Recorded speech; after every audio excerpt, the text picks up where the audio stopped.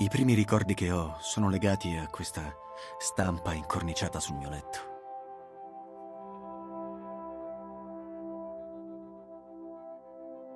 La fissavo ogni sera prima di addormentarmi.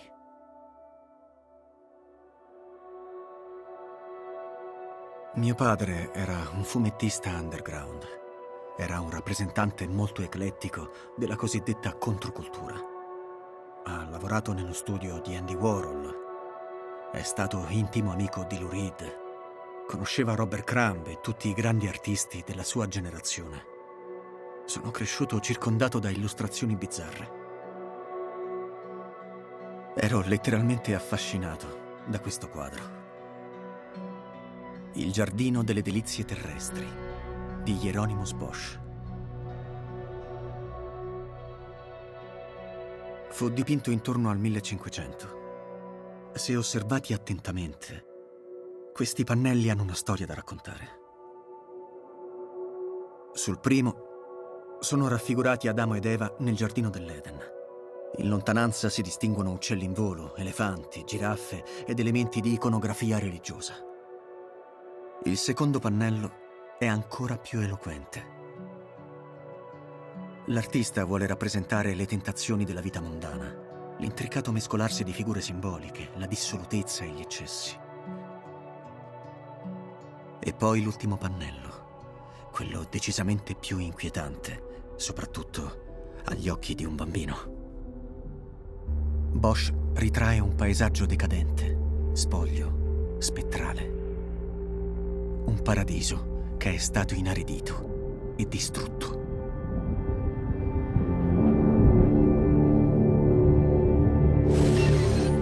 Introducendo nell'ambiente i residui di scarto delle attività umane, il clima cambierà. La combustione di carbone, petrolio e legna rilascia diossido di carbonio nell'atmosfera. L'effetto serra esiste davvero e sta alterando il clima del pianeta. Quindi cosa accade alla temperatura? Aumenta. Il cambiamento climatico è un dato di fatto. Il 2012 è stato l'anno più caldo della storia. Il 2014, il 2015 sta battendo ogni record. È stata l'estate E a più causa dei calda suoi da... comportamenti che l'uomo è stato cacciato dal giardino dell'Eden.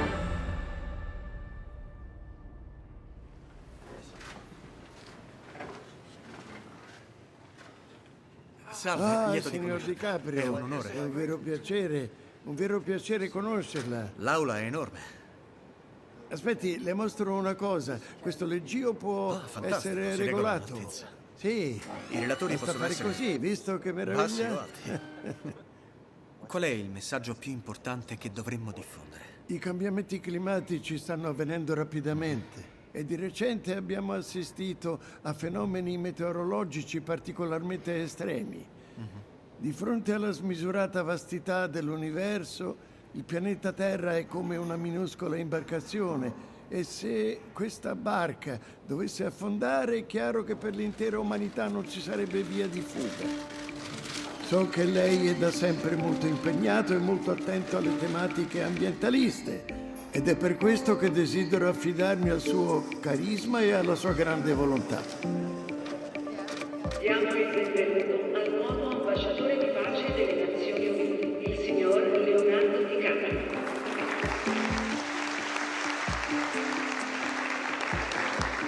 La ringrazio, signor segretario generale. Eccellenze, Sono onorato di essere stato scelto come ambasciatore di pace contro i cambiamenti climatici. vi sto parlando non in qualità di esperto. Ce la metterò tutta per approfondire ogni aspetto di questo argomento, per capire la gravità del fenomeno, nonché le possibili soluzioni. Al momento, la situazione sembra sfuggirci di mano. Sono un attore. Il mio lavoro è recitare. Interpreto personaggi di fantasia, i cui problemi sono frutto della penna di uno sceneggiatore. Purtroppo i cambiamenti climatici a volte sono percepiti allo stesso modo. Ogni giorno non facciamo che ricevere notizie allarmanti sull'ambiente. E la situazione non fa che peggiorare, anno dopo anno. Ma nessuno sembra voler affrontare la questione dei cambiamenti climatici. Se alle Nazioni Unite conoscessero il mio stato d'animo, il mio pessimismo in merito al futuro, probabilmente penserebbero di aver scelto la persona sbagliata. Migliaia di dimostranti sono scesi in piazza a New York chiedendo interventi incisivi contro i cambiamenti climatici. Il segretario generale Ban Ki-moon ha definito DiCaprio una voce autorevole del movimento ambientalista. È come dire che il mostro di Milwaukee era un raffinato gourmet. Leonardo DiCaprio è ingenuamente caduto in questa gigantesca montatura del surriscaldamento globale. Chi può sensibilizzare i leader mondiali su un problema inesistente come i cambiamenti climatici, meglio di un attore hollywoodiano senza alcuna preparazione scientifica.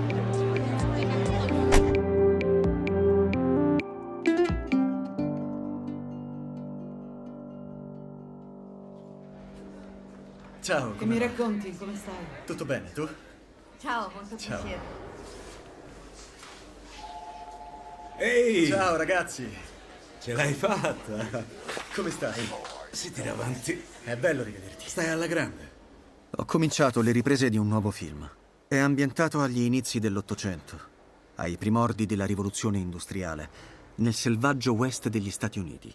Fanno da sfondo al racconto la devastazione della natura da parte dell'uomo, la distruzione di intere specie animali e delle comunità locali. Ma sono teschi di bisonte o mi sbaglio? Alejandro, è assurdo. Questi sono cacciatori di pellicce. Stanno cercando di vendere i teschi. Stanno vendendo i teschi, sì. Ma come cavolo si fa? Sì, lo so, è macabro. È pazzesco. Non si rendevano conto dello sterminio, non sapevano che le specie si sarebbero estinte. È assurdo.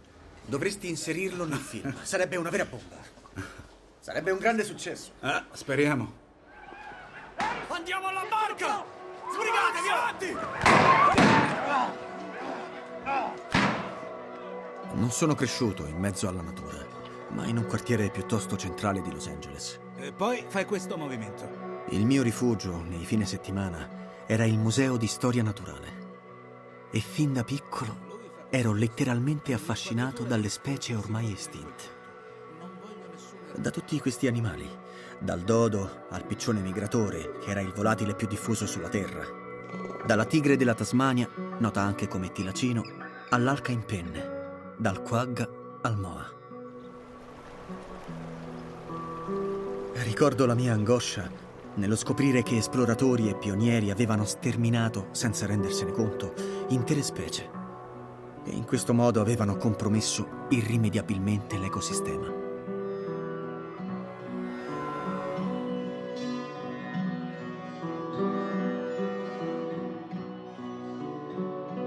Ma oggi noi facciamo di peggio. Agiamo con consapevolezza. E su scala decisamente molto più ampia.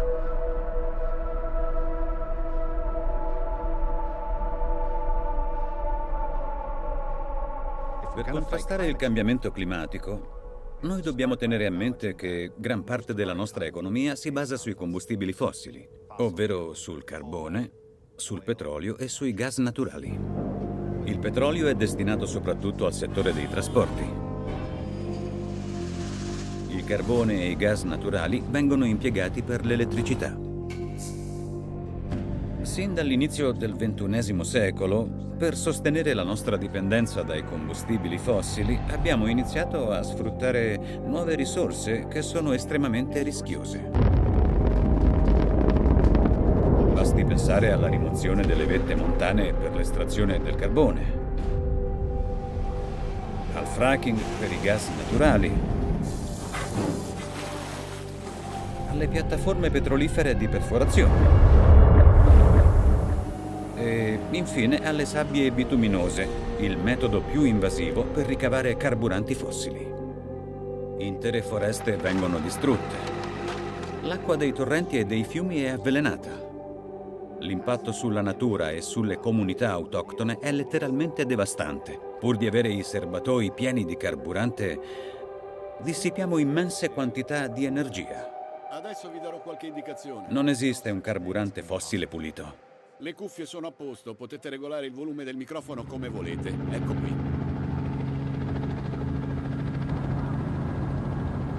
Chi ha tagliato queste piante? In città c'è una ditta di legname dove i clienti acquistano legna e materiali per l'edilizia e uno stabilimento per la lavorazione del legno. Un tempo questa zona era interamente ricoperta dalla foresta boreale. Tutto è iniziato in sordina, con piccoli interventi verso la metà degli anni 60, ma non con le modalità attuali. Oggi si producono circa 350.000 barili di greggio sintetico e sto parlando solamente di questa struttura.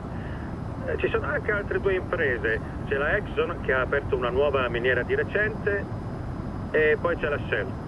Quella che vedo è sabbia bituminosa? Sì, la colorazione scura è dovuta alla presenza di petrolio. E in pratica il procedimento consiste nel prelevare la sabbia e in un secondo momento estrarne il petrolio.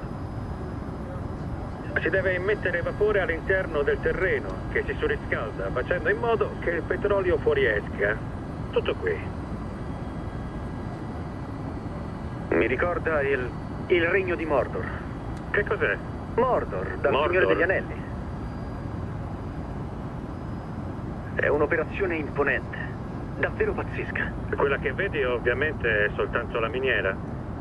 Gli impianti di estrazione e di raffinazione invece sono situati altrove. Distano circa 70 km l'uno dall'altro, ma sono collegati da lunghissime condutture. Più dati raccolgo su questo particolare argomento e sulle eventuali cause, più mi sembra di non saperne mai abbastanza. È davvero una tematica sconfinata. La prima volta che ho sentito il termine surriscaldamento globale, così come veniva definito all'epoca, avevo poco più di 20 anni. Ebbi la fortuna di incontrare alla Casa Bianca l'allora vicepresidente Al Gore. Disegnò il pianeta su una lavagna. Poi tratteggiò l'atmosfera circostante e mi disse che si trattava del problema più grave della nostra epoca. Non avevo la minima idea di cosa stesse parlando. Aggiunse che tutti i mezzi di trasporto, navi, treni, aerei e macchine, che le tecniche di produzione alimentare e di edilizia urbana, che ogni nostra attività comportava il rilascio di diossido di carbonio, principale causa del cambiamento climatico. Le calotte polari si scioglieranno, il livello del mare si innalzerà e le calamità naturali saranno sempre più frequenti. Inondazioni, siccità, incendi. Sembrava la trama di un film di fantascienza. Purtroppo è la dura realtà che oggi si palesa ai nostri occhi.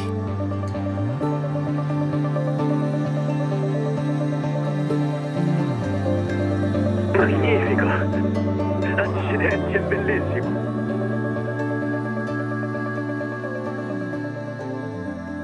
Il mio obiettivo è capire quale sia la situazione e se il processo in corso sia reversibile.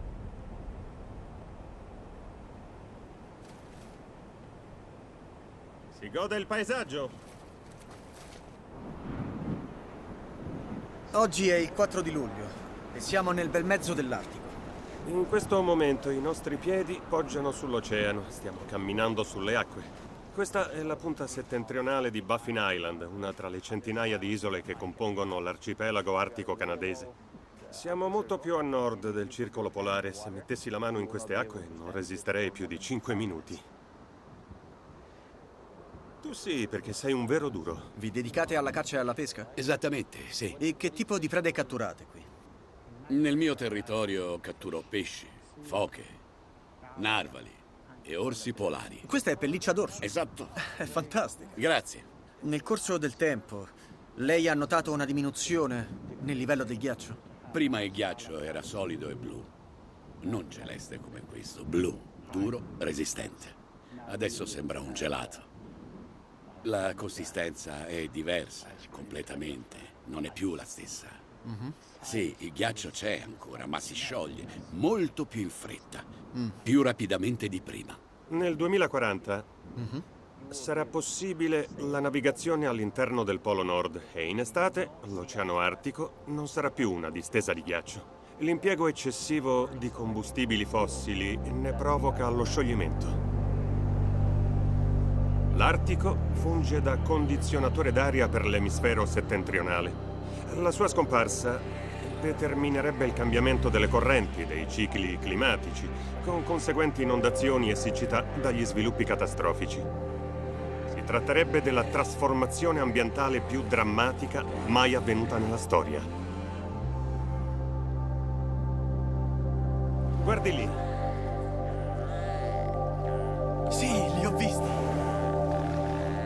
questa zona vive una popolazione di narvali pari a 10 o 12.000 esemplari. E non si registra una diminuzione come sta avvenendo in altre regioni. Wow! Sono magnifici! Sì, in questo momento stanno aspettando che il ghiaccio si rompa per entrare e cacciare le platesse. È incredibile. Il suono che emettono è magico. Somiglia alle fusa di un gatto. Non voglio vivere in un pianeta senza queste specie animali.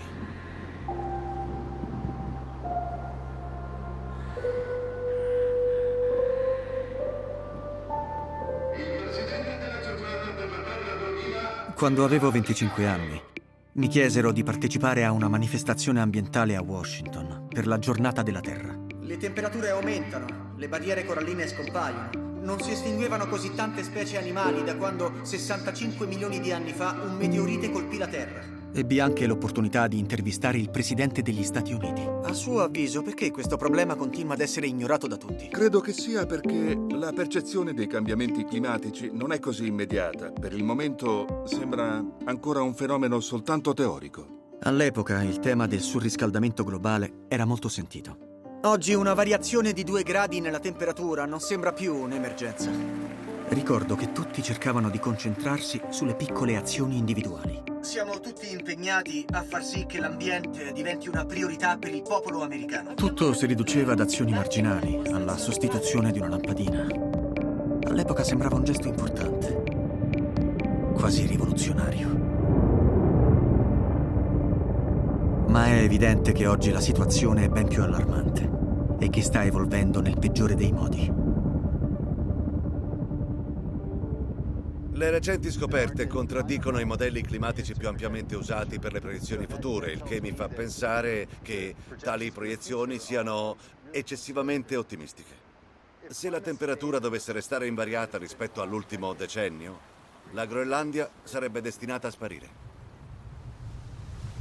Attenzione al crepaccio! Santo cielo! Mi raccomando, lì si scivola! Una violenza davvero inaudita! Le rapide vanno a una velocità incredibile. L'acqua derivante dallo scongelamento arriva al mare. Se non nevica, lo strato di ghiaccio si assottiglierà e il livello del mare si innalzerà. Quella laggiù è la nostra stazione climatica. Questa è una stazione climatica? Immaginavo un immenso igloo pieno di scienziati intenti a condurre esperimenti. Questo sembra il sistema di filtraggio di una piscina. A che cosa è collegata? Non vedo... Una volta la conduttura scendeva in profondità per 9 metri. Adesso il ghiaccio non c'è più. Quindi... Aspetti, significa che prima era immersa Sì. completamente nel ghiaccio? Sì, esattamente. Quindi lo scioglimento è stato imponente. Sì.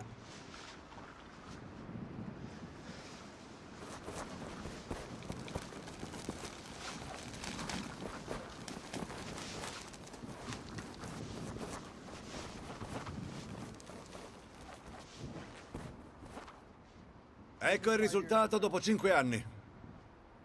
Quindi questa è la misura esatta dell'assottigliamento dello strato di ghiaccio in Groenlandia meridionale negli ultimi 5 anni? Esatto. Parliamo di centinaia di chilometri cubi di ghiaccio che non sono più sulla terraferma e che si sono riversati in mare.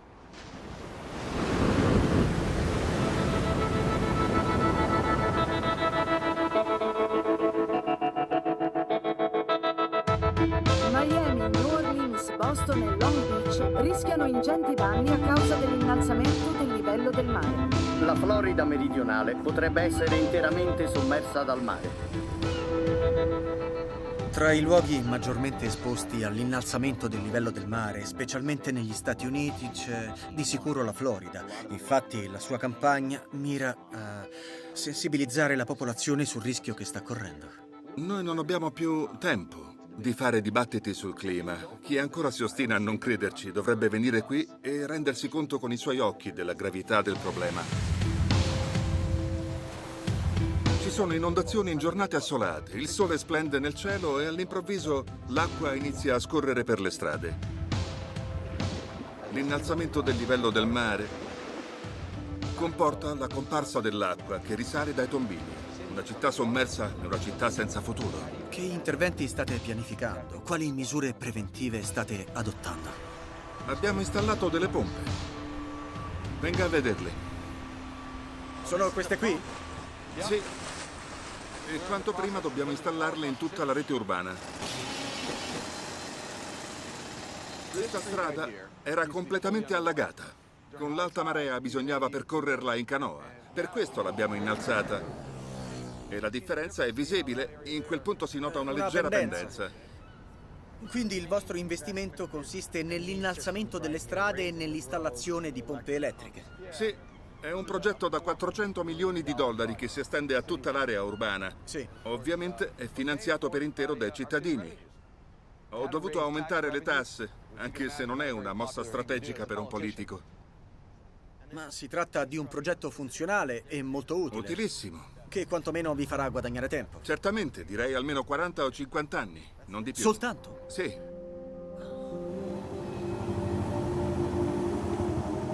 Quando mi chiedono, Sindaco, cosa succederà fra 50 anni? Rispondo che dobbiamo pensare ad altre soluzioni. Purtroppo il governatore e il consiglio negano che si tratti di un tema prioritario. In Florida i politici non possono usare l'espressione cambiamenti climatici, una politica avviata nel 2011 dopo l'insediamento di Rick Scott. Nessuno vuole parlare di cambiamento climatico, specie il senatore della Florida, Marco Rubio, che si oppone apertamente e che non ha alcun interesse ad assistere il nostro Stato. Speravo che in questi 3 anni ci avrebbe aiutato a reperire fondi federali per la messa in sicurezza delle nostre città. Non attribuisco la responsabilità dei drammatici cambiamenti del clima alle attività umane come invece sostengono molti scienziati. Ma perché ci si oppone in questo modo alle verità scientifiche? Per ragioni politiche, per garantire gli interessi delle lobby e dei grandi industriali. Io dico sempre che l'oceano non è né repubblicano né democratico, ma che sa bene come innalzarsi. Dai dati satellitari è emerso che negli ultimi 17 anni non c'è stato un riscaldamento degno di nota. Oggi dovrebbero esserci 21 gradi, invece fa freddissimo. Tutti a parlare di riscaldamento globale. Dov'è? Ne abbiamo bisogno. Qui si gela!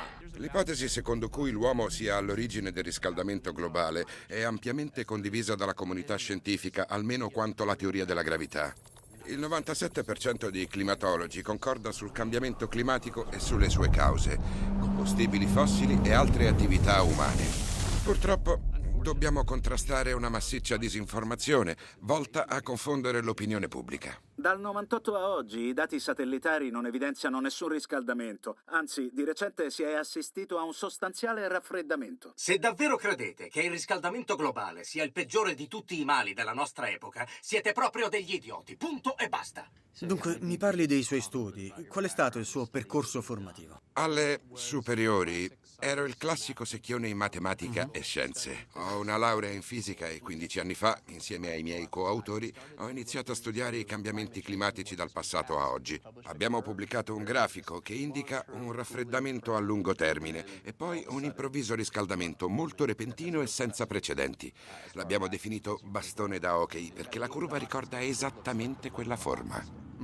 Purtroppo, dopo la pubblicazione di quello studio, la mia vita è cambiata radicalmente, totalmente. Perché? Che cosa è successo di preciso? Mi racconti. Sono stato diffamato dalle pagine del Wall Street Journal, da Fox News e considerato alla stregua di un truffatore. Scienziati tedeschi hanno definito il grafico immondizia statistica ad opera di un ciarlatano. Sono stato attaccato dai membri del Congresso. Hanno lanciato degli spaghetti contro un muro e riprodotto la macchia sul grafico. Ho ricevuto anche numerose minacce di morte. L'FBI è venuta nel mio ufficio e ha condotto indagini accurate perché avevo ricevuto una busta contenente polvere bianca. Sono arrivati persino a minacciare la mia famiglia.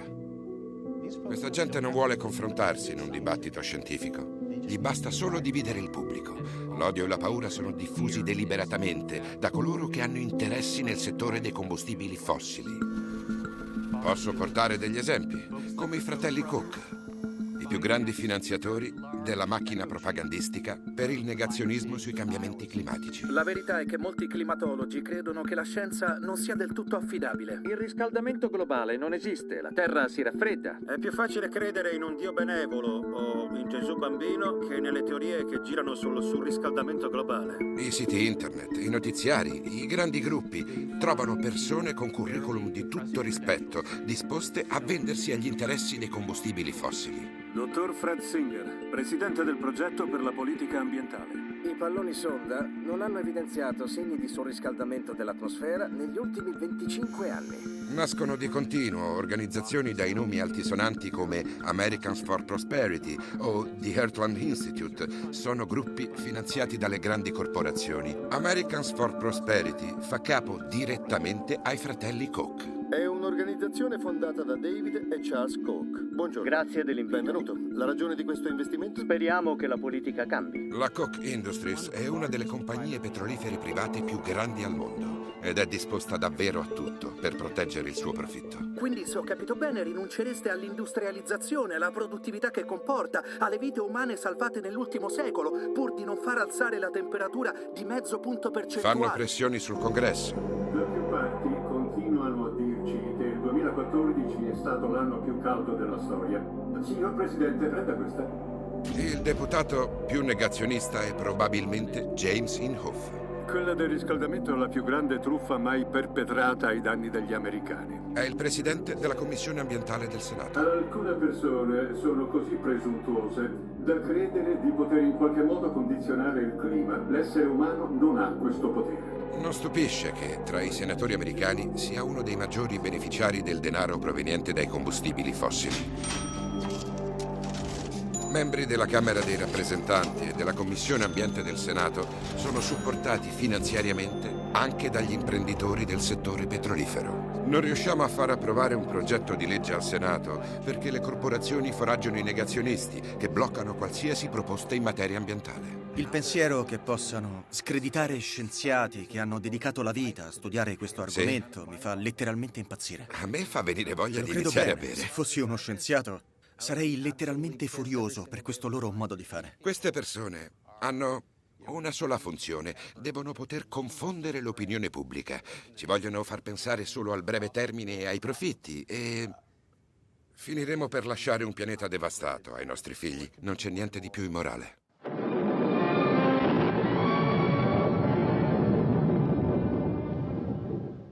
L'essere umano continua a condizionare il clima con l'eccessivo inquinamento derivante dalla sua condotta.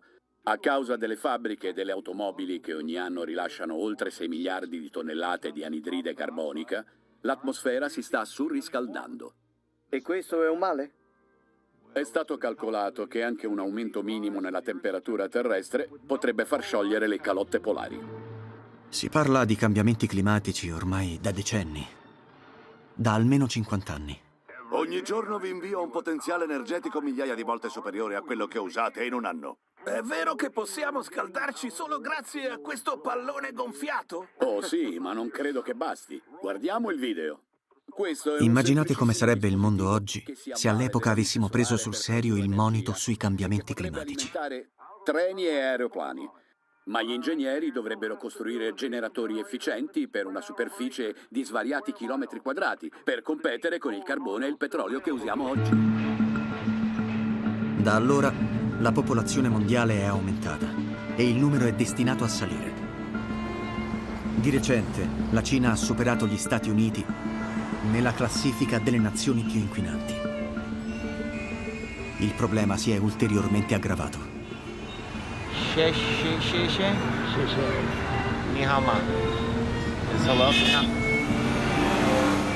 Siamo dall'altra parte della strada. Ho capito. Questa è una pista ciclabile. Negli ultimi 35 anni la Cina è stata interessata da processi di industrializzazione e urbanizzazione e lo sviluppo è ancora in corso. È la fabbrica del mondo. Sta producendo per tutti i paesi occidentali e gran parte dell'inquinamento industriale ha ripercussioni dirette sulla nostra esistenza. Solo in questa area intorno a Pechino e nella penisola di Shandong, il consumo complessivo di carbone è pari a quello di tutti gli Stati Uniti, di una piccola regione. La gente è molto preoccupata perché adesso inizia a rendersi conto delle inevitabili conseguenze nocive sulla sua salute e su quella dei suoi figli e delle famiglie. Una vera apocalisse. Le scuole sono chiuse, i livelli di tossicità sono alle stelle. 你说我们在外头台在外头跑，呼吸这样的空气，我觉得早晚就得癌症。戴上这个口罩，因为觉得空气可能对呼吸嗓子不太舒服，到外面去就是。 I cinesi sono preoccupati per i cambiamenti climatici, soprattutto perché gli effetti sulla loro vita quotidiana sono già evidenti.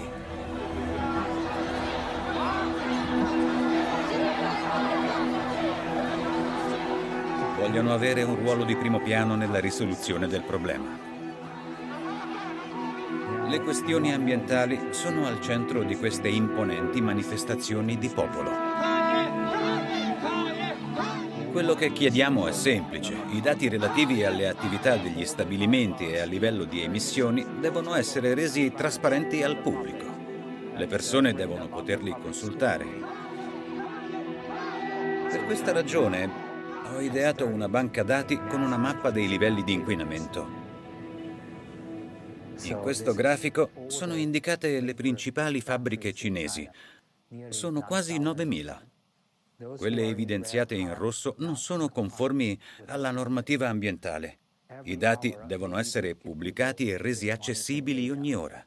I cittadini possono verificarli dal loro cellulare e segnalare le eventuali irregolarità delle fabbriche inquinanti. È assolutamente geniale, perché così facendo non possono fare a meno di rispettare la normativa. E i media ci stanno aiutando molto. I media cinesi affrontano regolarmente il tema dei cambiamenti climatici? Quotidianamente. La pubblicazione dei dati ha conferito il potere alle persone. E questo supporto popolare ha contribuito alla politica della crescita sostenibile. Il governo ha dovuto cambiare i suoi piani in materia di energie rinnovabili. C'è un enorme interesse per l'energia solare ed eolica. Sarà questo il prossimo passo? Le più grandi aziende di energia eolica e solare si trovano in Cina. Non sarà una transizione semplice, vista la nostra densità demografica, ma daremo la priorità al vento e al sole piuttosto che al carbone. Se può farlo la Cina, può riuscirci anche il resto del mondo. La Cina fa ancora molto affidamento sui combustibili fossili, ma la transizione verso le energie rinnovabili è più rapida del previsto. I paesi meno sviluppati, in cui si registra una forte espansione demografica, riusciranno a seguire il suo esempio.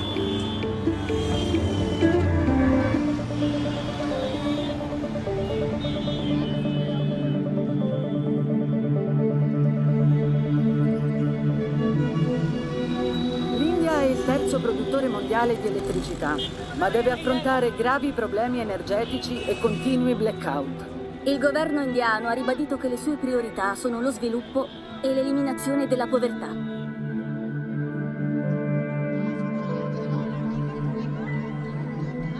Seguiamo con grande interesse il problema dei cambiamenti climatici, ma nel nostro paese un problema altrettanto grave è rappresentato dal fatto che solo una piccola parte della popolazione ha accesso all'energia. Dalle sue parole evinco che a 300 milioni di persone questo diritto non è ancora garantito. Esatto.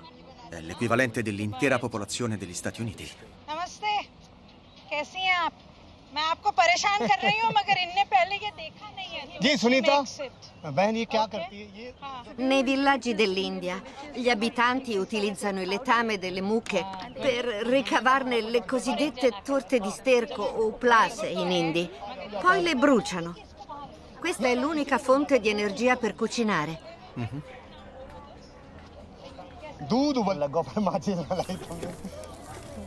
Circa il 30% delle famiglie indiane non ha ancora accesso all'elettricità. Per garantire a tutti questo diritto fondamentale, bisogna necessariamente abbassare i costi. L'India ha una vasta riserva di carbone, probabilmente la terza o quarta più grande del mondo. Il carbone è economico, questo è il punto, è innegabile. Non si può prescindere da tutto ciò. Voi avete creato il problema in passato e noi peggioreremo la situazione. Oggi 700 milioni di famiglie cucinano usando la biomassa. 700 milioni di famiglie. Se dovessero passare al carbone, l'uso di combustibili fossili aumenterebbe a dismisura e il mondo intero sarebbe spacciato. Ora, è facile venire a dire i paesi poveri dovrebbero passare al solare, oppure perché dovete commettere i nostri stessi errori. È un ritornello ripetuto da tutti gli ingegneri americani e ogni volta penso, se fosse davvero facile come dite, voi l'avreste già fatto, ma non è così, quindi predicate bene e razzolate male. Dovremmo agire invece di parlare, assolutamente sì. Mi rammarica dirle certe cose, so che lei è americano e non è mia intenzione offenderla, ma i vostri consumi eccessivi finiranno per distruggere il pianeta. È su questo che dobbiamo confrontarci. Osservi i grafici da questa prospettiva. Mediamente un americano consuma un quantitativo di elettricità 1,5 volte più grande di un francese, 2,2 di un giapponese, 10 di un cinese, 34 di un indiano, 61 di un nigeriano. Perché? Perché costruite edifici sempre più imponenti e consumate di più rispetto al passato. Sono convinta che la questione dello stile di vita e dei consumi debba essere posta al centro del dibattito sul clima. Certo, io sono completamente d'accordo con lei, come darle torto. Ha ragione su tutta la linea, ma penso che sia molto difficile chiedere al popolo americano di cambiare il proprio stile di vita. Anzi, mi spingo a dire che forse non accadrà mai e poi mai. Dipendiamo da queste fonti energetiche. Per risolvere la crisi climatica dovremmo investire più risorse nelle energie alternative. Solo così riusciremo a contenere i costi in modo significativo. È l'unico modo per risolvere questo problema. Ma vedo che scuote la testa, non è d'accordo? Sì, gli indiani scuotono la testa per dire no. Certo. Chi investirà? Leo, siamo realisti. Chi investirà e sotto quali forme investirà? Noi investiamo più degli Stati Uniti nell'energia solare. La Cina sta investendo molte più risorse nelle energie alternative. Quali azioni concrete stanno intraprendendo gli USA? Dipendete dai combustibili fossili, ma se riusciste a cambiare rotta, allora sì che avreste ottime argomentazioni. I nostri governi sarebbero costretti ad ammettere, se ci riescono gli Stati Uniti, malgrado tutte le difficoltà e gli ostacoli, allora possiamo farcela anche noi. Purtroppo le cose non stanno andando in questa direzione. La gente come me non è in pericolo. Possediamo abbastanza risorse personali da sostenere gli effetti dei cambiamenti climatici. Ma le classi sociali più povere di nazioni come l'India, l'Africa o il Bangladesh sono già state travolte dai primi inesorabili segnali di questo vero e proprio stravolgimento del clima. यहाँ पर क्या लगाते थे हाजी जी? जो अंजन लगे हुए हैं इंजन, यहाँ प्याज भी लोगों ने लगाई है, वो तो प्याज खराब। A febbraio e a marzo, ossia subito prima del raccolto, la pioggia che mediamente cade in 6 mesi è scesa in sole 5 ore. 6 mesi di pioggia in sole 5 ore. Quindi i raccolti sono andati distrutti. Sì, è ovvio. Si sono spaccati la schiena nei campi per poi rimanere a mani vuote. Come immaginerà, questa è la classica goccia che fa traboccare il vaso. I governi devono capire che i cambiamenti climatici sono un problema reale e urgente, non il frutto della nostra immaginazione.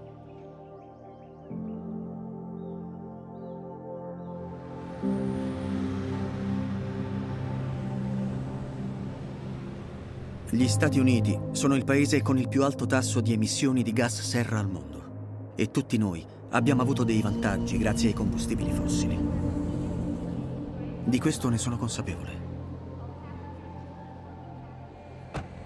Forse posso fare per l'ambiente molto più di una persona comune. Quindi a volte mi chiedo, qual è la strada giusta da seguire? Quali misure dovremmo adottare? Oltre 1 miliardo di persone vive senza elettricità. Anche loro desiderano avere accesso alla luce, al riscaldamento e allo stile di vita che già da un secolo abbiamo negli Stati Uniti. Per risolvere questo problema, abbiamo tutti la responsabilità di dare l'esempio. E soprattutto, di aiutare il mondo in via di sviluppo nella transizione, prima che sia troppo tardi.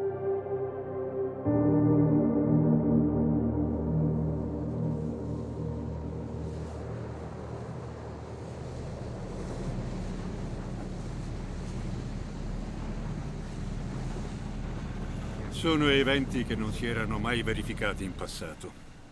Non dobbiamo aspettare che intere isole vengano sommerse, perché i primi effetti sono già sotto gli occhi di tutti. E li stiamo sperimentando in prima persona. Al momento stiamo assistendo a gravi inondazioni. Molti dei bacini idrici che forniscono acqua potabile sono già stati compromessi.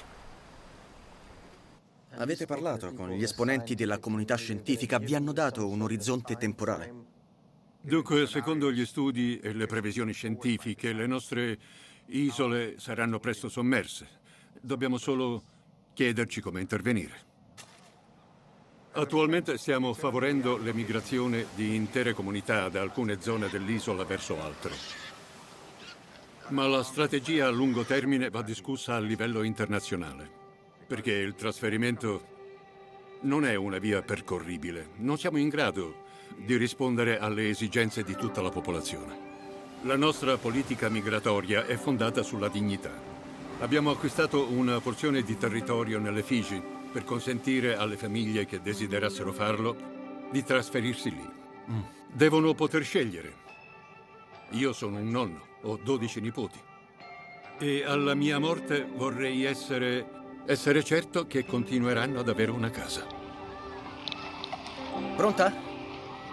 Via! Le isole del Pacifico sono un paradiso a rischio. A Palau il livello del mare si è alzato fino a raggiungere i campi e le nostre abitazioni. È incredibile. Fino a quanto tempo fa c'erano centri abitati su quest'isola? Se lo ricorda? 12 anni fa questa parte di isola era ancora abitata. Dopo 12 anni questo è il risultato. E non è che la minima parte di un problema molto più grande. Le piccole nazioni insulari che contribuiscono meno a questo cambiamento climatico sono quelle che in realtà subiscono un maggiore impatto e quindi danni più gravi a causa del surriscaldamento globale.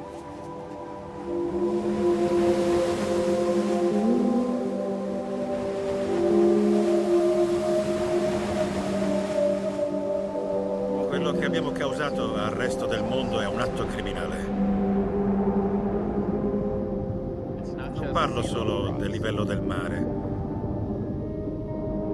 Un tempo questi ecosistemi costieri presentavano un'incredibile abbondanza di pesci e li abbiamo distrutti completamente, spazzando via 500 milioni di anni di evoluzione. Per oltre 1 miliardo di persone, la pesca sulle barriere coralline rappresenta la sola e unica fonte di apporto proteico. 1 miliardo di persone.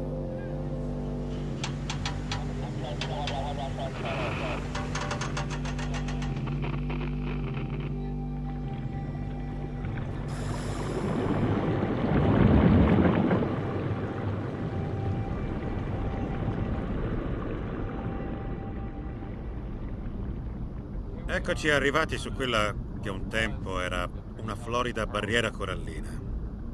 Cosa manca? Come avrà notato, non si vedono pesci qui in giro. È una barriera che sta morendo? Io penso che in realtà sia già morta. Stiamo spingendo l'ecosistema al limite e questo compromette inevitabilmente la salute dei coralli e la loro capacità di crescere. La popolazione non ha più mezzi di sostentamento, muore letteralmente di fame. Si tratta di un problema diffuso? Sì, certo. Le barriere coralline, così come le conosciamo, sono destinate a scomparire.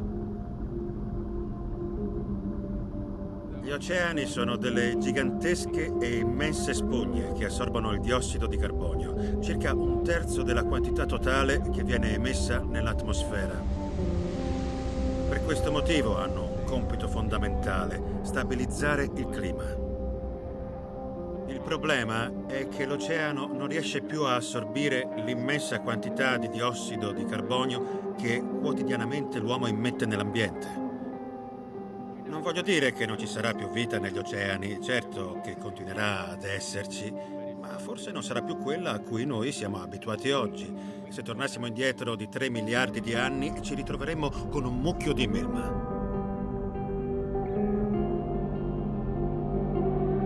Stiamo distruggendo gli ecosistemi che contribuiscono alla regolazione del clima.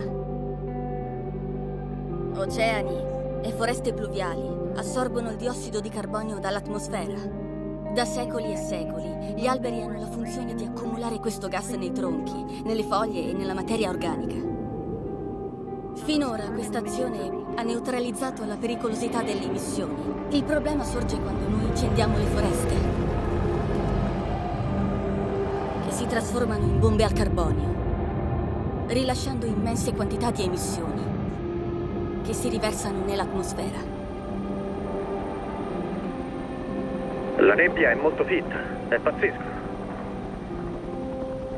Sì, la visibilità non è eccezionale.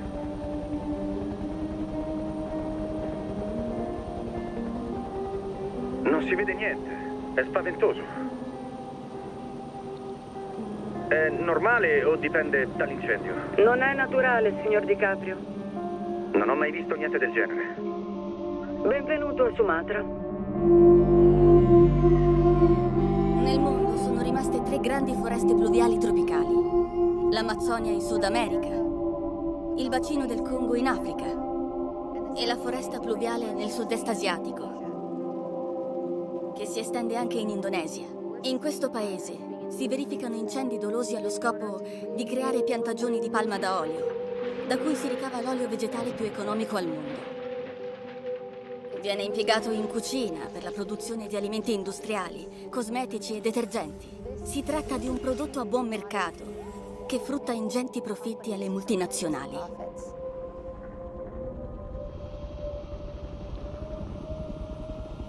Vede quelle coltivazioni laggiù? È un'unica e grande piantagione di palme da olio. Coltivazioni di palme da olio a perdita d'occhio. Sono ovunque. Hanno distrutto tutta la foresta, è incredibile.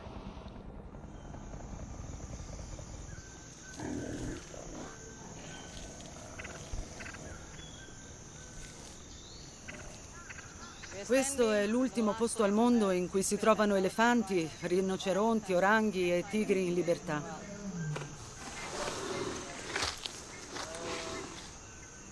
Che meraviglia! L'espansione dell'industria di olio di palma ha comportato la distruzione dell'80% delle foreste indonesiane. Il nostro è uno dei paesi più corrotti al mondo. Le aziende ottengono in modo illecito le autorizzazioni per bruciare intere regioni. Gli incendi rilasciano grandi quantità di diossido di carbonio. Lo scorso anno, nel 2015, durante un incendio, è stata emessa una quantità di carbonio superiore a quella rilasciata dagli Stati Uniti. E non accennano a fermarsi. In gioco non c'è solo la sopravvivenza della popolazione, ma anche la salvaguardia di queste specie. Non riesco neanche a immaginare come potessero apparire un tempo queste foreste, quando erano popolate da migliaia di esemplari di rinoceronti, elefanti e oranghi.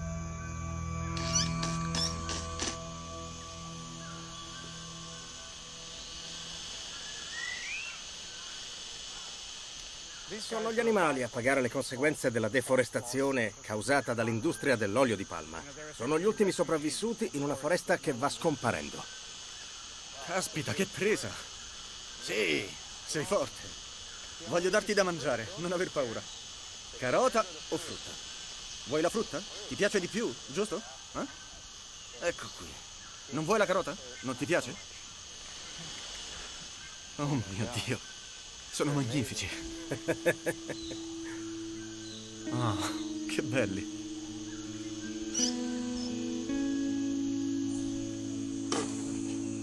vero, sono costretti a vivere in gabbia, ma sono fortunati ad essere sopravvissuti. Che cosa è successo agli altri oranghi? Purtroppo sono morti. Le grandi imprese continuano a distruggere le foreste per le piantagioni di palma da olio, perché la gente continua a comprarlo. Le persone devono capire che i loro acquisti, le decisioni che prendono ogni giorno, hanno conseguenze su luoghi anche lontani, come l'ecosistema di Losier. L'olio di palma è presente in quasi tutti i prodotti commerciali. Evitarlo sembra impossibile. Se questi prodotti hanno un effetto tanto devastante, perché i governi non impongono restrizioni alle grandi imprese disposte a distruggere il pianeta per i loro biechi profitti?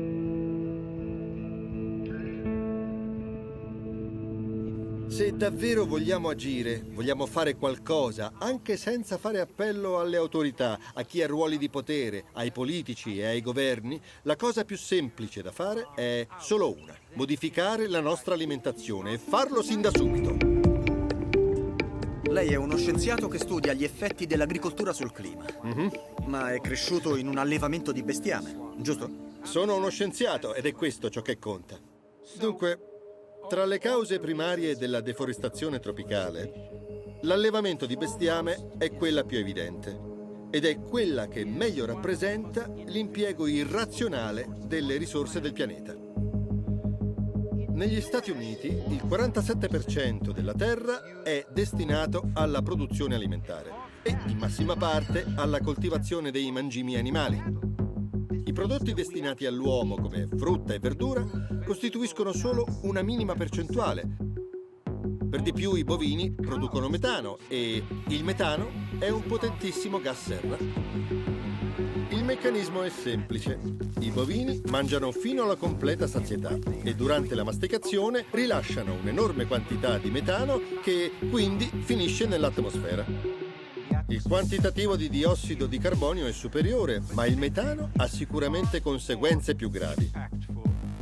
Ogni molecola di questo gas equivale a 23 molecole di CO2 e quasi tutto il metano presente nell'atmosfera è riconducibile all'allevamento di bestiame. Rispetto alle emissioni provenienti da altre fonti, qual è la percentuale esatta che deriva dal consumo di carne bovina? Circa il 10-12% delle emissioni totali degli Stati Uniti è attribuibile ai bovini. È sconvolgente, ma non è difficile modificare le abitudini alimentari, anche non drasticamente. Ad esempio, si può pensare a un'alternativa alla carne rossa, come il pollo. Per allevare pollame è sufficiente il 20% della terra usata per i bovini e si produce il 10% di gas metano. Se paragonato alle coltivazioni di riso, patate e grano, il consumo di terra per i bovini è 50 volte tanto. Quindi diminuire il consumo di carne rossa del 50 o del 25% è un traguardo? Sì, sarebbe significativo. E crede che sia una via percorribile, considerando che la carne rossa è parte integrante della nostra cultura? Non sto chiedendo di mangiare tofu tutti i giorni. Capisco che non sia fattibile, ma se si vuole consumare carne, se proprio non si può rinunciare al suo gusto, scegliendo quella bianca, si eliminerà l'80% delle emissioni di gas serra, a seconda della parte del mondo in cui si vive. Non mi sembra una grande rinuncia scegliere una qualità di carne piuttosto che un'altra.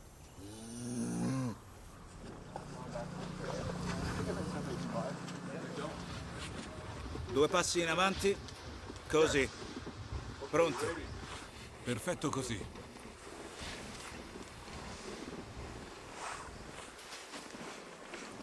Alcune scene del film Revenant, il cui protagonista lotta contro gli elementi di una natura selvaggia, sono state girate nella cintura di neve canadese.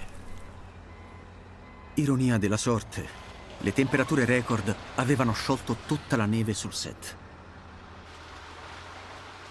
Il problema è che la neve artificiale riflette in modo diverso. Sì. Per terminare le riprese, abbiamo dovuto spostare l'intera troupe da un capo all'altro del mondo, in cerca di neve.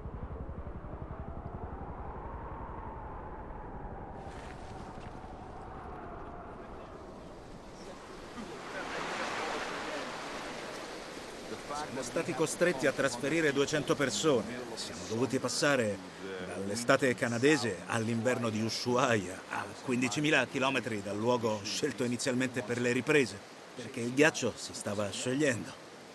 È stato un inverno particolarmente caldo. Ci siamo spinti fino all'estremità meridionale del continente, ai confini con il Sì, Polo esatto. Sud, per riuscire a trovare la neve.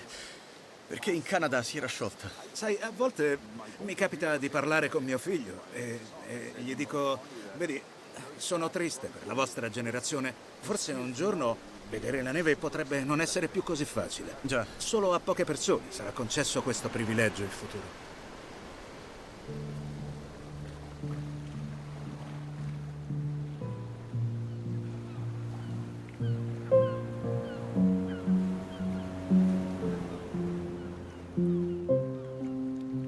Mi sembra di vivere in un film di fantascienza. Mi guardo intorno e penso a quando avrò dei figli. Tutto quello che oggi diamo per scontato, il nostro pianeta, la sua biodiversità, la sua bellezza, in futuro potrebbe essere diverso.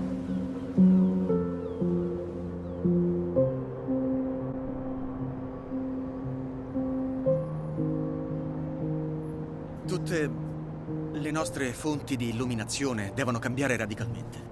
Dobbiamo usare altri modi per produrre l'energia e altre modalità di costruzione. Persino le automobili dovranno essere diverse.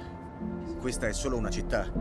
Allargando l'inquadratura a tutto il pianeta di notte, ci renderemo conto che si vedono luci ovunque.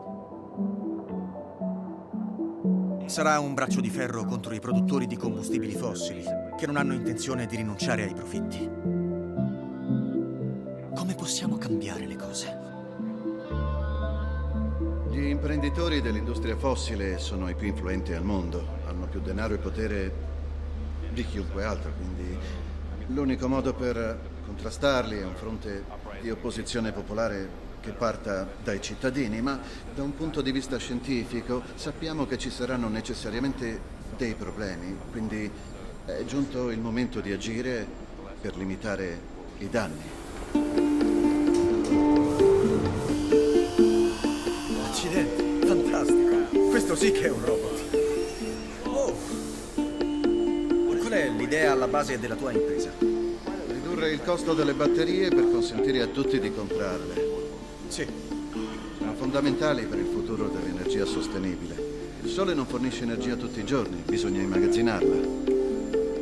Questo contribuirebbe alle esigenze delle nazioni in via di sviluppo ad alta densità demografica. Il vantaggio del solare e delle batterie è questo. Non è necessario costruire immense centrali elettriche. Anche in un villaggio sperduto, i pannelli solari caricherebbero il set di batterie necessario a rifornire l'intera comunità, senza impiantare migliaia di chilometri di cavi dell'alta tensione. È simile a quanto è accaduto con i telefoni fissi e con i cellulari. Alcuni paesi industrializzati sono passati direttamente alla telefonia mobile. Abbiamo calcolato quanto impiegherebbe il mondo a compiere una transizione completa all'energia sostenibile, che volume di produzione servirebbe, e basterebbero 100 gigafactory. Soltanto 100? 100, esatto. Solamente per gli Stati Uniti? No, per tutto il mondo. Per tutto il mondo? Assolutamente. Energia per tutti. Davvero? Sì. Mi sembra fattibile. È fattibile, lo è. Sì, sembra fattibile. Già. La Gigafactory, una volta ultimata, sarà l'impianto industriale più grande al mondo. Sarà disposta su più piani e si estenderà per circa 1.400.000 metri quadrati. La Tesla non può costruire 100 Gigafactory da sola. Dovremmo incentivare altre aziende più grandi di noi a fare la stessa cosa. Se le grandi industrie in Cina, Stati Uniti e Europa contribuissero insieme alle case automobilistiche, potremmo accelerare la transizione all'energia sostenibile. E se il governo elaborasse una normativa per favorirla, potremmo procedere ancora più speditamente. Il punto è che senza un'adeguata tassazione sul carbonio non riusciremo mai a compiere questa transizione in tempi utili, giusto? Sì, l'unico modo per riuscirci è la carbon tax. Lei sostiene che la tassazione diretta del carbonio sia la soluzione ideale. In cosa consiste? Con la carbon tax si stabilisce un'imposta su ogni attività che immetta diossido di carbonio. Le tasse alzano il prezzo dei prodotti e ne scoraggiano i consumi. È un principio basilare dell'economia. Lei insegna economia a Harvard e ha anche scritto un libro sull'economia contemporanea, giusto? Sì, insegno da anni e ho deciso di scrivere un manuale. Se non sbaglio, lei ha lavorato al fianco di vari politici repubblicani. John McCain, Mitt Romney e anche George Bush all'epoca della sua presidenza. Ero presidente del comitato dei consulenti economici. Perché la carbon tax non è già in vigore? I politici non seguono sempre i nostri consigli. L'idea di base è tassare le attività nocive che hanno ripercussioni negative sulla società.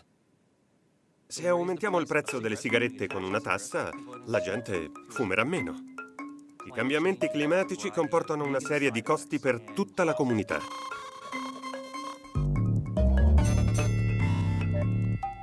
La carbon tax ci costringe a fare i conti con questa realtà.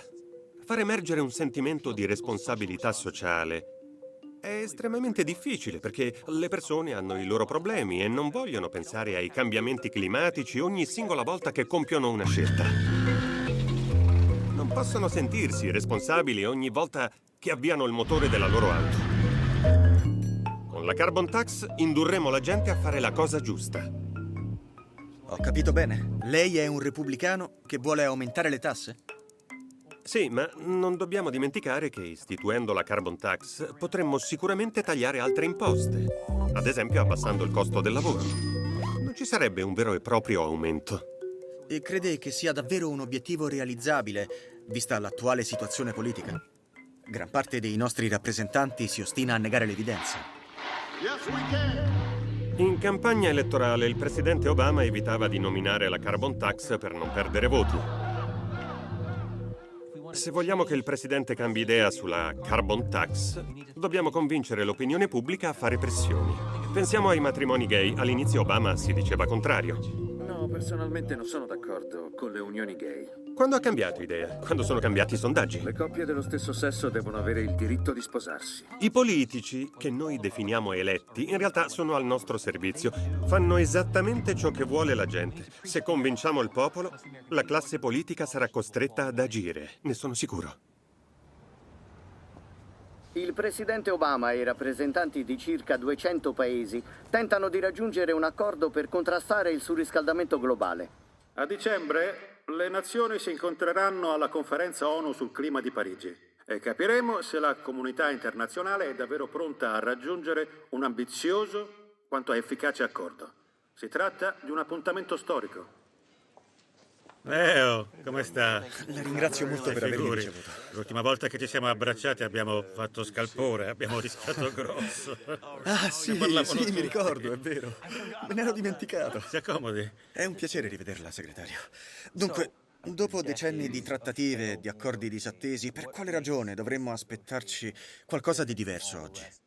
Ricordo un video in cui George Bush Senior diceva di essere appena venuto a conoscenza del surriscaldamento globale. Siamo arrivati a Rio molto fieri dei risultati raggiunti finora e pronti a porre la leadership americana anche nelle tematiche ambientali.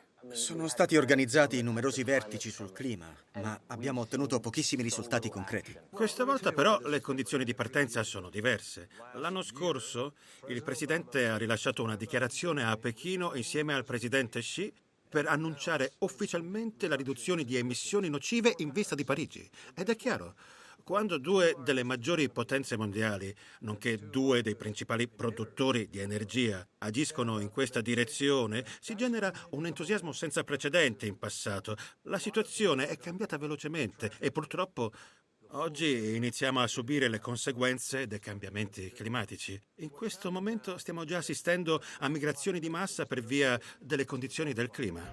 Centinaia di migliaia di rifugiati hanno raggiunto la capitale. Stanno scoppiando contese per le risorse idriche che potrebbero sfociare in guerra.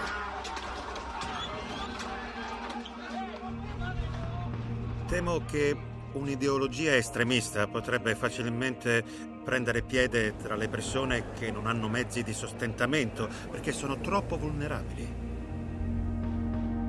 Forse può apparire esagerato, ma la dura verità è che lo stiamo già sperimentando. Il nostro obiettivo deve essere quello di lasciare il pianeta in condizioni migliori di come l'abbiamo trovato e al momento non ci stiamo riuscendo.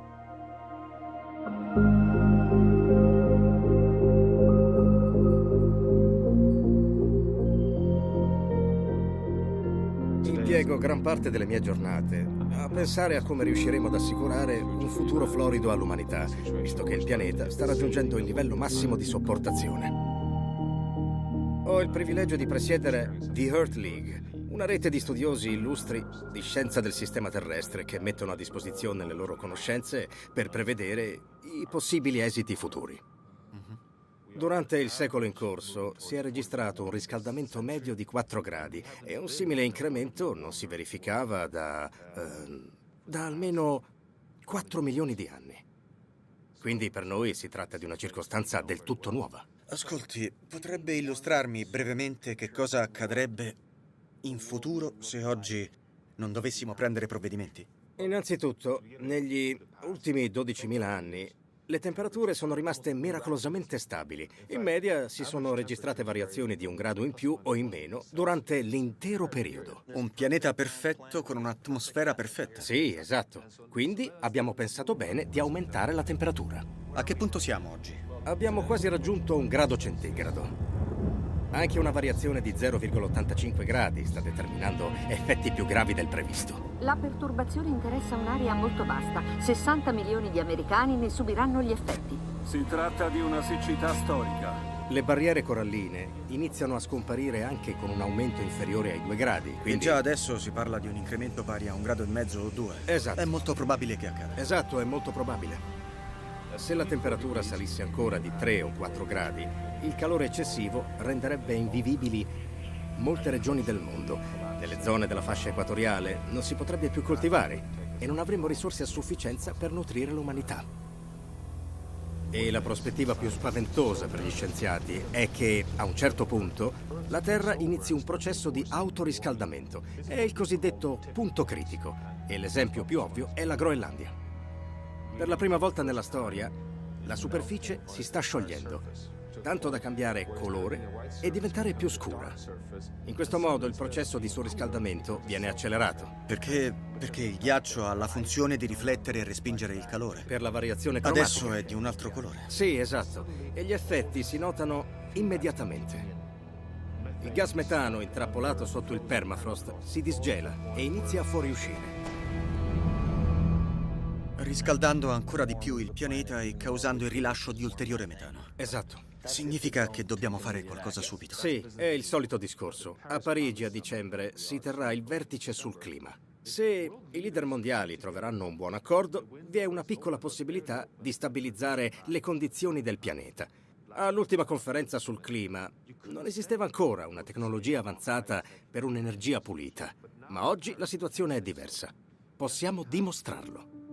Durante i weekend in Germania, il 30% dell'energia elettrica proviene dal solare e dall'eolico. Non parliamo di pochi impianti, ma di oltre 2 milioni di cittadini che utilizzano le energie rinnovabili. La Danimarca, dal canto suo, ricava il 100% del suo fabbisogno elettrico dal vento. Il 100%, totalmente rinnovabile. Inoltre, quando si investe nell'eolico e nel solare, l'energia continuerà ad essere gratuita per sempre. In paesi come il mio, la Svezia, c'era un forte malcontento popolare. Nascevano gruppi di giovani e associazioni di cittadini. Il primo ministro, 3 settimane fa, ha annunciato che la Svezia sarà la prima nazione al mondo a non usare più combustibili fossili. Congratulazioni. Ero molto felice, perché è stato un processo partito dai cittadini. Sono convinto che il mondo sia ormai orientato verso un futuro sostenibile. Il mio timore è che stiamo procedendo a rilento.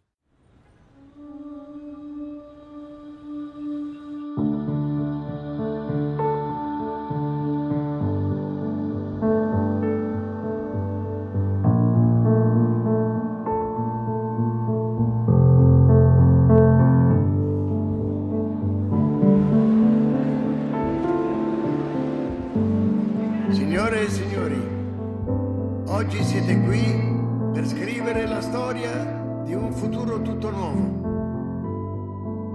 Il destino del nostro pianeta è nelle vostre mani.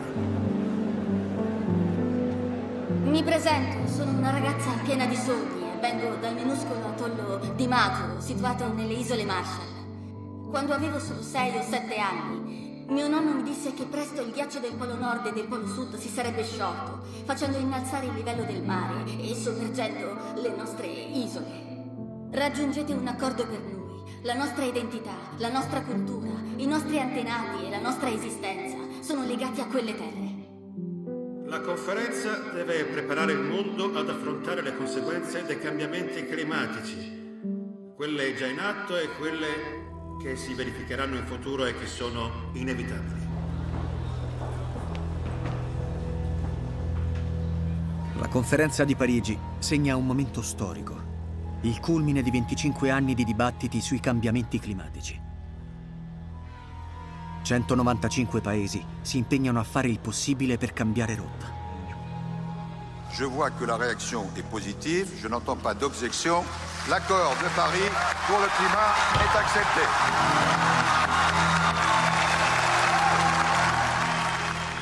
Sicuramente l'accordo raggiunto è un grande passo in avanti. Ma è davvero sufficiente? L'obiettivo dell'accordo di Parigi è mantenere il riscaldamento globale sotto i 2 gradi centigradi, possibilmente entro 1,5 gradi. Non hanno fatto cenno alla carbon tax o ad altre possibili sanzioni. L'accordo non è vincolante in alcun modo. Dobbiamo credere sulla fiducia che i paesi firmatari metteranno in pratica quanto promesso. È un'ipotesi plausibile? È un accordo irrealizzabile e il Congresso ha già votato per respingerlo.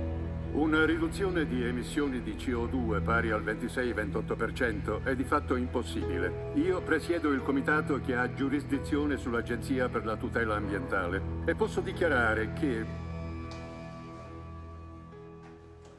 Eccomi. È un piacere. Piacere mio. Tutto bene? Benissimo. Ottimo.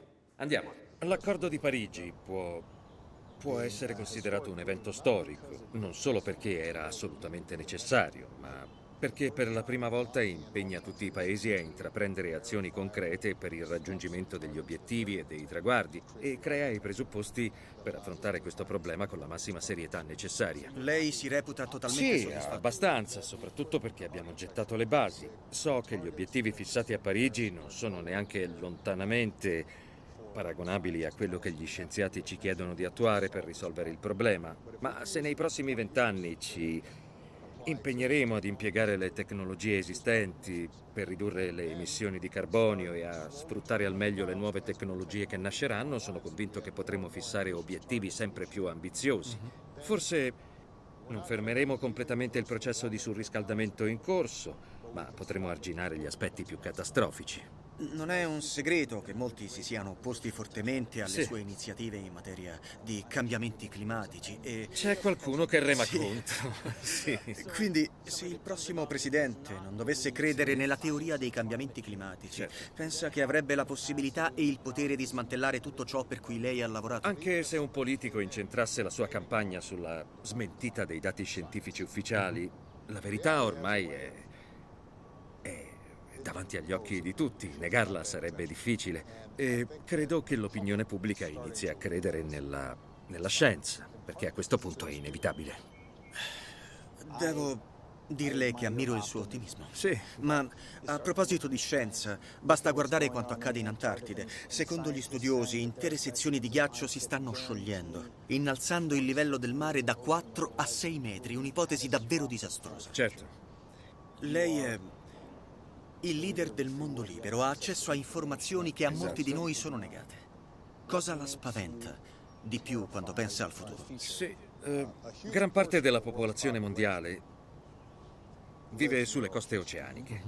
Se decidesse di emigrare, allora le risorse inizierebbero a scarseggiare e si scatenerebbe una competizione tra i diversi popoli. Per questa ragione il Pentagono sostiene che sia un problema di sicurezza nazionale, non solo un problema ambientale. È in gioco la sicurezza del paese.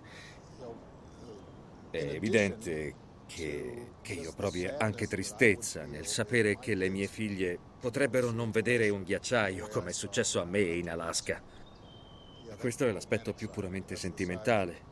Sì. È chiaro che vorrei viaggiare con le mie figlie oppure con i miei nipoti e vorrei che ammirassero le cose che ho visto io alla loro età, ma anche, lasciando da parte i sentimentalismi, E parlando in termini di pura razionalità, dobbiamo preoccuparci della sicurezza nazionale e dell'effettiva capacità del mondo nelle condizioni attuali di sopravvivere, se si verificassero le ipotesi elaborate dalla scienza.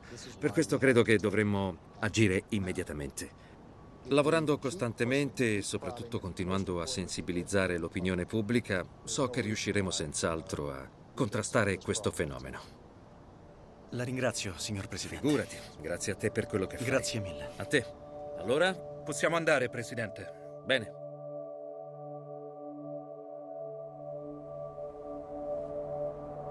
A mio avviso, la comunità scientifica non è stata in grado di comunicare in modo efficace all'opinione pubblica l'effettivo livello di pericolosità. Basterebbe anche solo misurare lo spessore dell'atmosfera terrestre. Al momento è come una pellicola sottilissima. Contiene l'ossigeno che respiriamo e il diossido di carbonio che produciamo con la combustione. E oggi è uno strato pericolosamente sottile e fragile.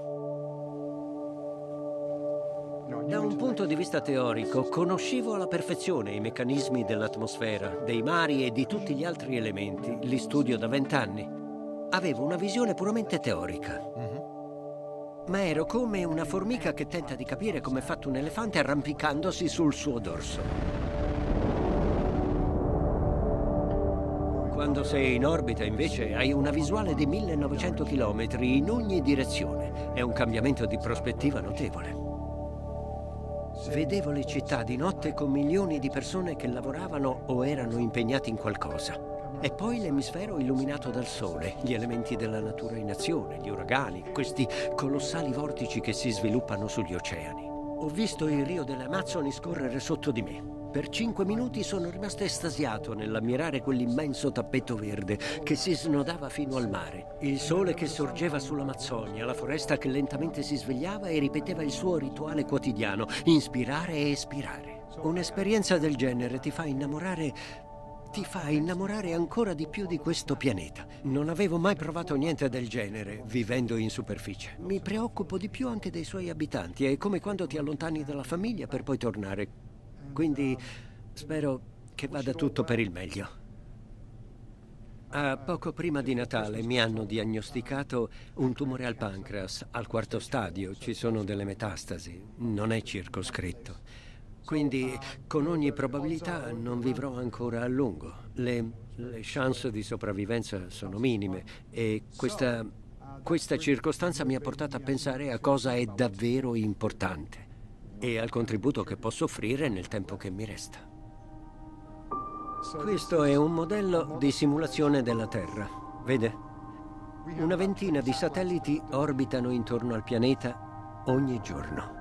Per l'osservazione delle nuvole e della temperatura marina, OCO misura il diossido di carbonio. Raccogliamo i dati e usiamo il modello per effettuare simulazioni climatiche. Questo è un esempio di un evento che potrebbe verificarsi. Questa è la temperatura dell'oceano misurata dallo spazio e questa è la temperatura della superficie terrestre. Questi invece sono i poli che si stanno sciogliendo. Capisco. Già. Questo è l'unico modo per verificare cosa sta realmente accadendo. Questa è la corrente del Golfo, una sorta di mulinello nell'oceano. Sembra un'opera pittorica. È vero, sì. Subirebbe gli effetti peggiori. La corrente del Golfo? Esatto. Vede questa striscia?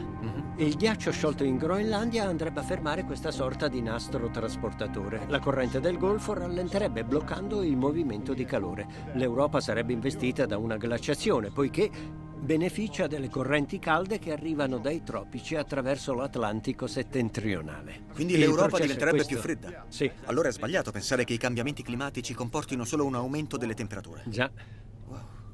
Questo è il satellite più sofisticato al mondo per lo studio delle precipitazioni. È fondamentale perché in seguito ai cambiamenti climatici le piogge si abbatteranno in zone diverse, si allontaneranno dall'equatore dove già si registrano i primi segni di siccità. Ci saranno siccità ancora più gravi nei paesi caldi. Esatto. Secondo i rapporti redatti dal Dipartimento di Stato e da altri enti, la siccità è stata tra le cause primarie di conflitto in Siria, in Darfur, in Sudan e in tutti i paesi in cui scarseggiano acqua e cibo. Tutta la fascia intorno al pianeta è destinata alla desertificazione o solo questa regione? No, interesserà tutto il mondo. Ci aspettiamo che avvenga in India, ma anche negli Stati Uniti, specialmente in Oklahoma e nella regione delle tempeste di sabbia. Diventeranno sempre più aride nei prossimi decenni. Impressionante. Già.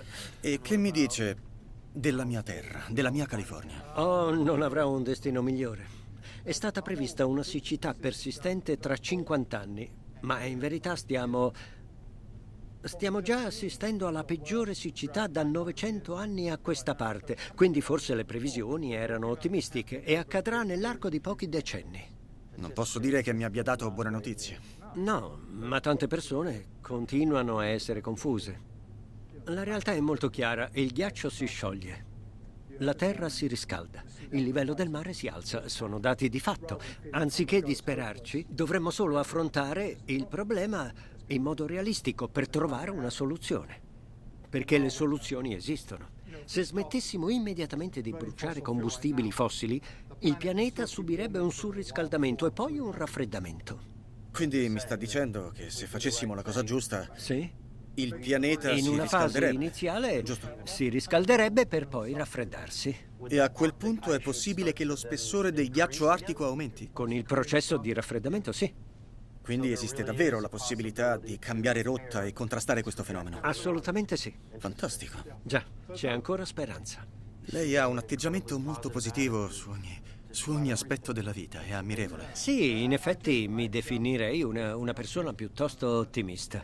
Nutro una profonda fiducia nel genere umano, dico davvero, e sono profondamente convinto che quando la gente uscirà dallo stato di confusione e di incertezza e inizierà ad affrontare realisticamente il problema, ricevendo una corretta informazione sulle azioni migliori da intraprendere, saremo già a metà dell'opera. Quello che oggi sembra impossibile, in futuro invece diventerà possibile.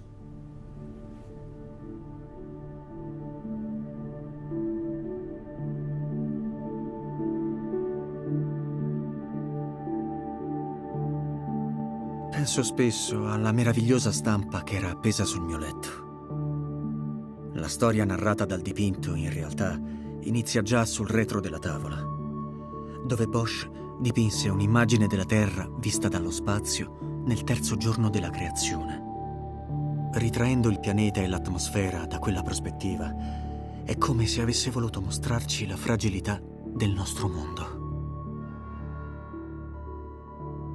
Questa nostra casa si sta rovinando e ciò danneggia tutti. Papa Francesco ha appena pubblicato un'enciclica sull'ambiente. È un appello a un intervento immediato contro il riscaldamento globale e una richiesta di giustizia per i poveri del mondo. La sua attuazione... La nostra casa sta cadendo letteralmente a pezzi. Dobbiamo mantenere la speranza e credere che ci sia una via d'uscita, un cambiamento di rotta che dobbiamo intraprendere prima che sia troppo tardi per salvare il pianeta.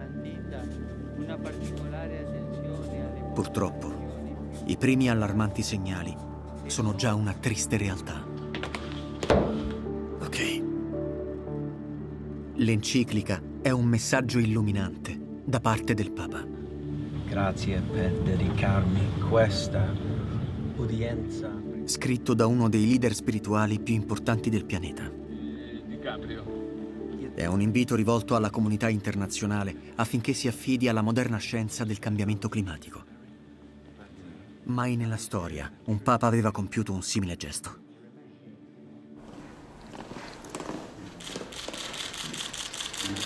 Sua Santità, grazie per dedicarmi questa udienza privata con lei.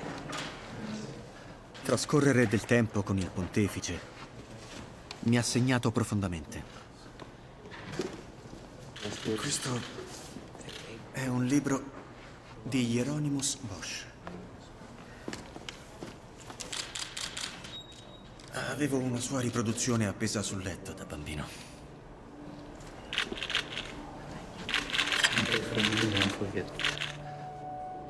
C'era una nota di inquietudine nella sua voce.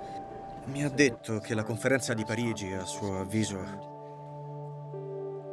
è stata un passo nella giusta direzione, ma che non è sufficiente. Crede che il nostro ruolo sia di parlare apertamente del problema ed è convinto che sia necessario prendere subito provvedimenti. Ma soprattutto mi ha detto che continuerà a pregare per l'umanità.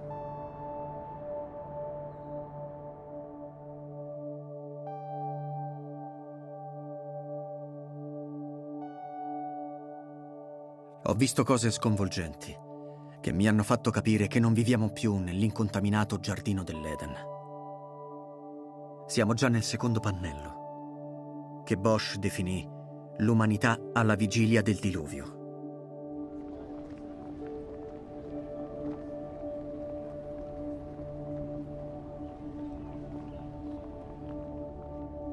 La prospettiva più agghiacciante è rappresentata dall'ultimo pannello, con le nubi nere che si addensano nel cielo. Raffigura un pianeta che l'umanità ha ridotto in cenere. Riusciremo a cambiare rotta prima che sia troppo tardi?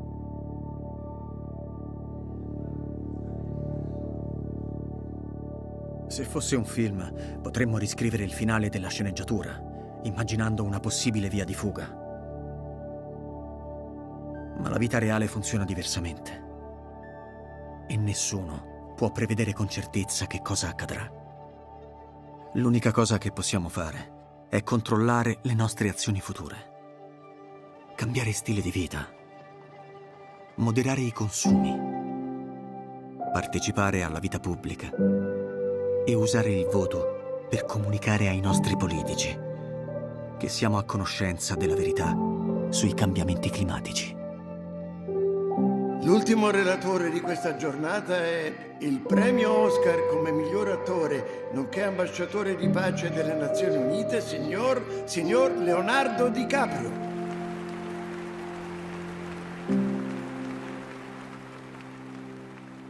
La ringrazio, signor segretario generale, per l'onore che mi ha riservato.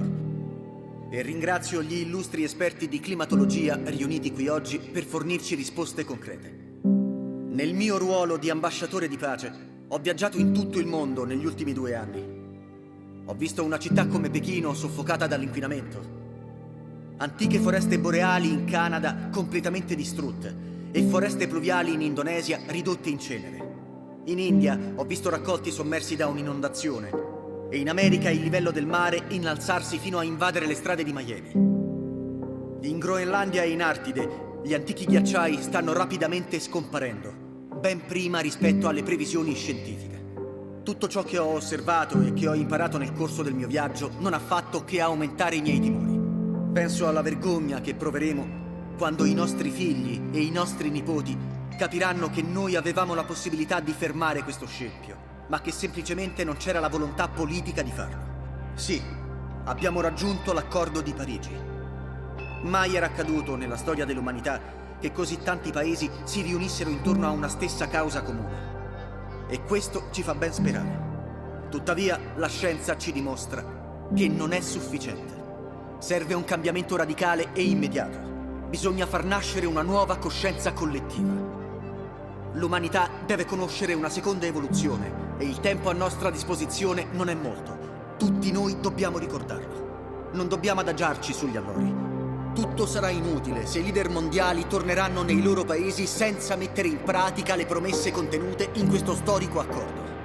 Dopo 21 anni di dibattiti e di conferenze, è il momento di mettere da parte le reticenze, le scuse, le infinite ricerche, i tentativi da parte delle industrie petrolifere di condizionare la scienza e le scelte politiche che incidono sul nostro futuro. Il pianeta conta su di noi. Le future generazioni potranno lodarci oppure denigrarci. Noi rappresentiamo l'ultima speranza della Terra. È nostro dovere proteggerla, o per noi e per tutte le forme di vita che amiamo. È la fine.